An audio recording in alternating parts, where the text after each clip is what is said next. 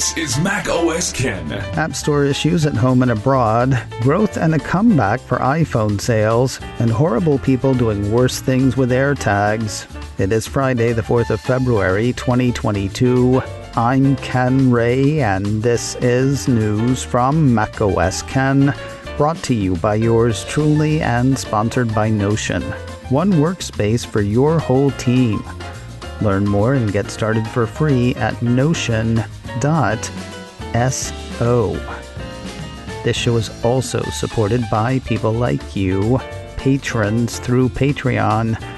Find out more and add your support at patreon.com/macosken. In proceedings that shock no one, a piece from Engadget says the Senate Judiciary Committee voted 20-2 to advance the Open App Markets Act on Thursday. As discussed here before, that's the one that would mandate that competing app stores would be allowed on iPhones and Android phones. Consumers would choose which App Store app to download. Consumers would choose their default apps. And Apple and Google would not be allowed to do anything to give their own app stores an advantage. That is just some of the changes that would come should the bill become law. It can now be taken up by the whole Senate, though whether and when it will be remains to be seen. Problems at home for Apple and problems abroad. South Korea has responded to Apple's plans to allow alternative payment methods in the App Store. Those plans will not cut it in the nation's estimation. This all goes back several months. According to a piece from Apple Insider, in September, South Korea passed a law that would forbid App Store operators such as Apple and Google from requiring developers to utilize first-party payment systems for in-app purchases.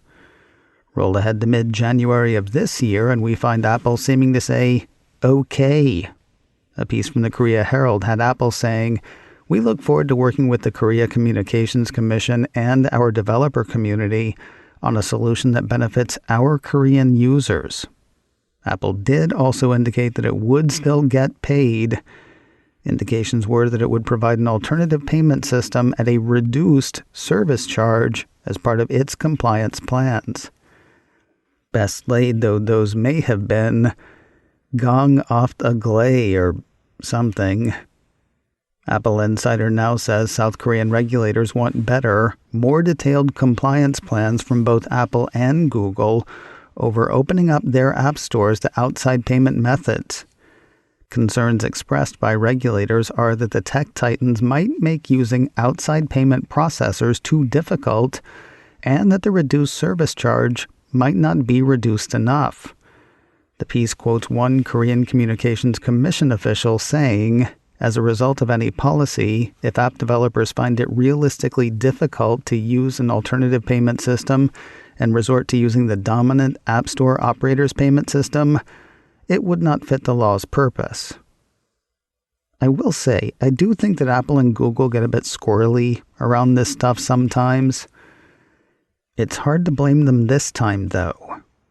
While South Korea seems to want more definitive plans from the two companies, Apple Insider says the specific rules of the new law, an amendment to South Korea's Telecommunications Business Act, are to be drawn up by the 15th of March. Comply with our rules. What rules? We'll get to that. The world is funny, not funny. If you hear a talk of slowing growth for the App Store, Evercore analyst Amit Daryanani says, don't worry about it. It's not that that talk is incorrect. It just shouldn't be a source of worry in his estimation. Apple 3.0 ran part of a note he wrote wherein he offered reasons to not fret. First, you're looking at seriously tough compares. The growth slowdown has been occurring for the past 5 months, wrote the analyst, as we lap an extended period of 30% plus growth. Plus, there's other stuff besides the App Store, and comparisons get easier the further on we go. Quoting his note again, Apple's ability to grow services revenue well in excess of App Store growth is encouraging, as we will likely see at least 2 more months of single-digit App Store growth. Consensus for services is currently forecasting about 17%, which looks achievable, even with App Store growth likely to remain in the single digits. Compares get easier starting in April, so we expect a return to double-digit growth at that time. Darianani has an outperform rating on Apple shares. His price target on the shares is $210. Folks looking for growth where Apple's concerned may want to cast their eyes on the subcontinent. Bloomberg says iPhone went big in India last quarter in a smallish sort of way. Citing numbers from Counterpoint research, the piece says iPhone sales increased to 2.3 million units in the fourth quarter, up 34% from a year earlier.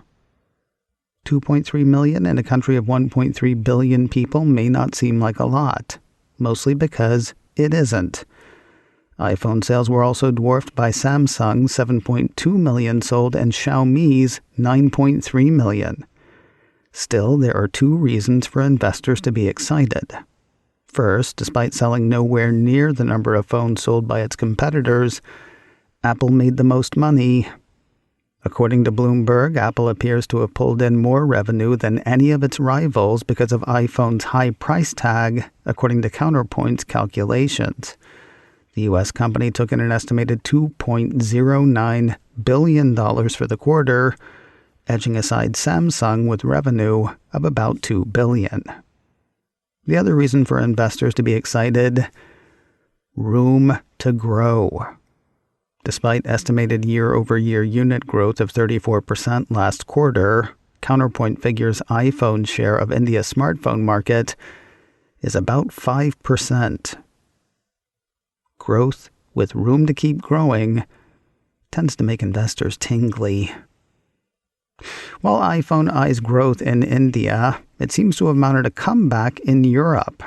Apple Insider ran a piece earlier this week citing Counterpoint numbers for that region. According to those, Apple's European smartphone business grew 25% for 2021 versus 2020, building to its highest share at the end of last year. Average across the year, iPhone's share of the European market was 26%. That is under the 32% share commanded by Samsung. But Apple actually ended the year in the lead with a December market share of 33%, its highest in Europe so far, according to the piece, and ahead of all others. Heading into 2022, Apple Insider says Apple still leads the pack in terms of market share, and Counterpoint expects its upcoming iPhone SE refresh to give the company a mid-season boost later this year. We have, of course, not heard anything official about an iPhone SE refresh. Rumors do have that launching later this quarter or early next quarter. More news in a moment, but first a word from Notion. One workspace for your whole team. Not all work collaboration tools are created equal. Some help you organize your company's information. Others let you manage projects together. Yeah, Notion does both. It is one tool for your whole team to do it all, so beautifully designed that they will all want to use it. And lots of companies you know do, like Spotify, Pixar, and Headspace. And they are sharing what they know. Notion has a worldwide network of millions of users creating templates, tutorials, and new inspiration. I love the whole company sharing knowledge thing. And maybe the best part, with hundreds of integrated apps, including Google and Slack, the tools you're already using are probably already ready for Notion. It's getting better all the time, and you will always have the support you need. With powerful integrations and seamless navigation, you'll have everything you need in one place. Learn more and get started for free at notion.so. You can check it out on your own and invite as many folks as you want to see how it works. Take the first step toward an organized, happy team today, again, at notion.so. I've been kind of annoyed by all the stories of AirTags being used to stalk people. Not that I don't think it's serious for somebody it happens to. I really do. But the number of stories about it might lead some to think that half the population of the U.S. is being spied on by the other half with Apple's magic tracker. Then you hear a story like this one and wonder whether it's being covered enough. Cult of Mac says silent AirTags are being sold on Etsy. Yes, your home for stickers, crafts, and the odd knick-knack was home to at least one unit that operates in perpetual stealth mode. That's because the sellers disable AirTag's speaker, then sell the silent units at a considerably higher price than usual. I don't want to knock Etsy. The Cult of Mac piece says such units are also available on eBay. In fact, one seller on Etsy has had a change of heart and pulled the device from sale there. That seller told PC Mag the intent of this modification was to cater to the several requests of buyers interested in my other AirTag product who were interested in fitting an AirTag to their bikes, pets, and power tools. While I believe there to be many positive uses for this product, there are some negatives that I'm now aware of that can't be outweighed by any positive. In light of this, I have removed my listing from Etsy. Gee, you think? I mean, yeah, I can actually conjure a scenario or two where having a silent AirTag would be beneficial to good guys. But if you know about AirTag and you're savvy enough to figure out how to disable the speaker, what are the odds that you haven't heard the stalking stories? It is good that this seller is doing the right thing now. One down. Who knows how many others to go? An Apple store in Abu Dhabi is back in business. The Mac Observer says Apple has revamped its store in that city's Yas Mall in the UAE. The new digs are nearly twice the size, with nearly twice the staff, according to the report, speaking 33 languages and representing 32 nationalities. The picture makes it look huge and modern and yet kinda homey. High ceilings, indoor trees, that giant screen Apple loves so much, all of it wrapped on two sides by a huge glass facade.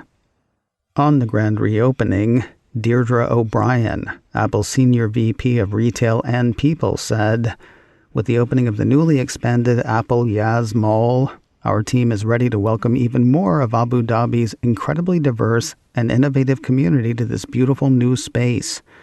We look forward to continuing to bring the best of Apple to the UAE and building on our history in the region."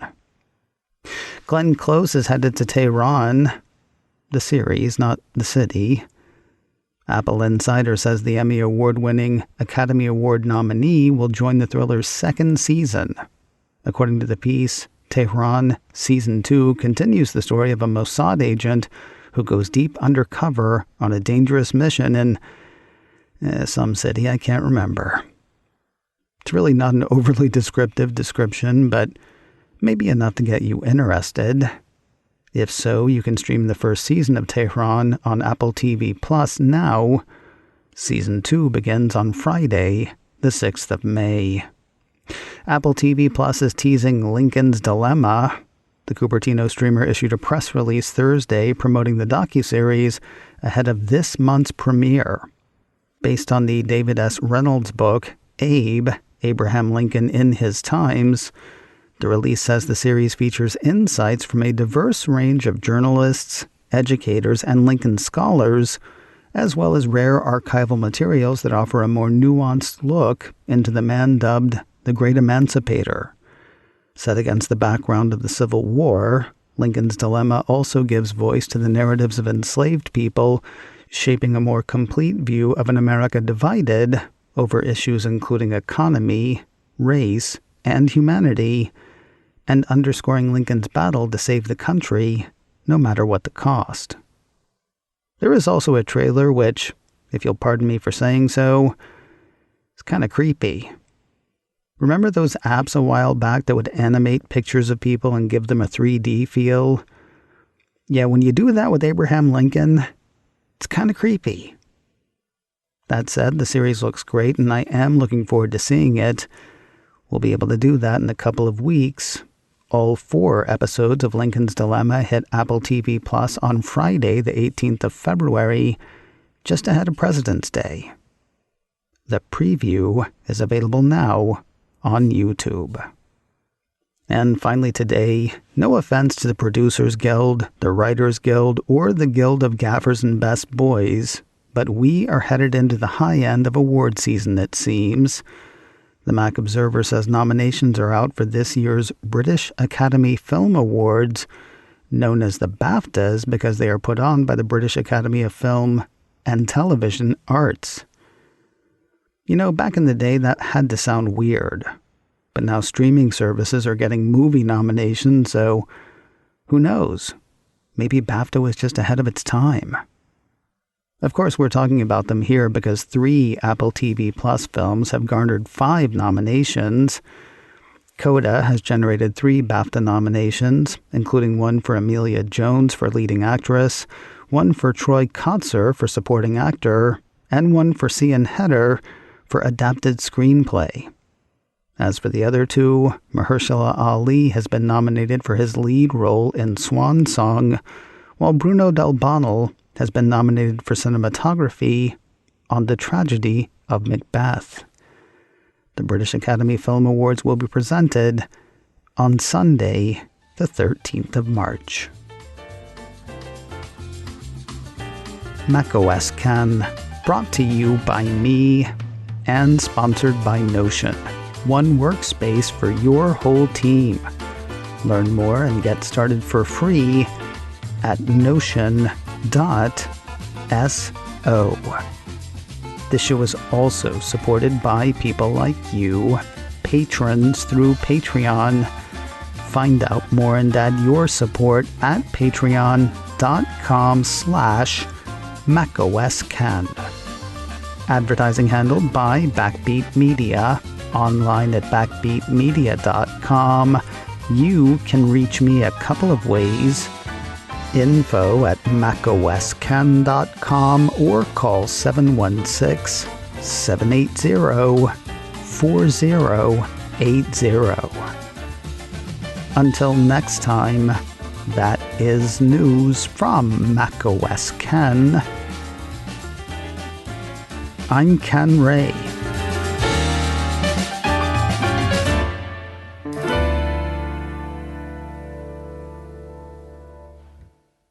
Ciao.